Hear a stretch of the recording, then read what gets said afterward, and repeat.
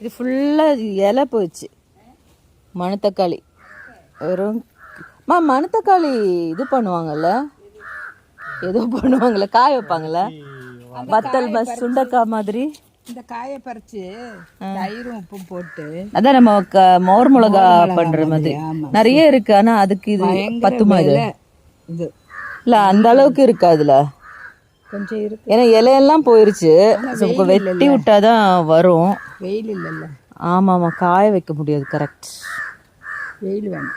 சரி சரி. ஆனா அதை பறிச்சு ஏதாவது பொரியல் கிரியல் பண்ணி சாப்பிட்டா கூட நல்லது. ஆமா, ரொம்ப நல்லது. ஒருத்தருக்கே கிடைக்கட்டும், நீங்க சாப்பிடுங்கம்மா.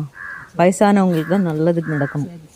சாப்பிடுங்க சாப்பிடுங்க சாப்பிடுங்க. முருங்கைக்காய் கொஞ்சம் பெருசாயிடுச்சு. முருங்கைக்காய் வந்துட்டு நமக்கு வந்துட்டு முருங்கைக்காய் எப்பவுமே வத்தாம கிடைக்கும். கண்ணு வைக்காதீங்க, கொஞ்சம் கொஞ்சமாக காய்ச்சாலே போதும். ஆமாம் இல்லை? ஆனால் சீசன் வந்தால் எல்லார் வீட்லேயுமே ஓவராகவே காய்ச்சி கிடக்கும். சீசன் இல்லை, இப்போ சீசன் இல்லை.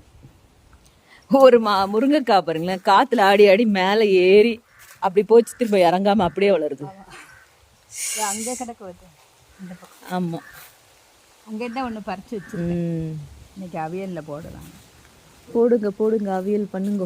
ரொம்ப நாள் ஆச்சு நான் அவியல் சாப்பிட்டு. இதில் அந்த வித்து எல்லாத்தையும் பறக்கி வைக்கணும். இது அவ்வளோ கலர். நான் ஆக்சுவலி நல்லா ரெட்டுக்காக ஆசைப்பட்டு தான் இது வாங்கினேன். அது கூட நிறைய கலரு. எங்கே ரெட்டு? அது ரெட்டு இல்லை, அது பிங்க்கு.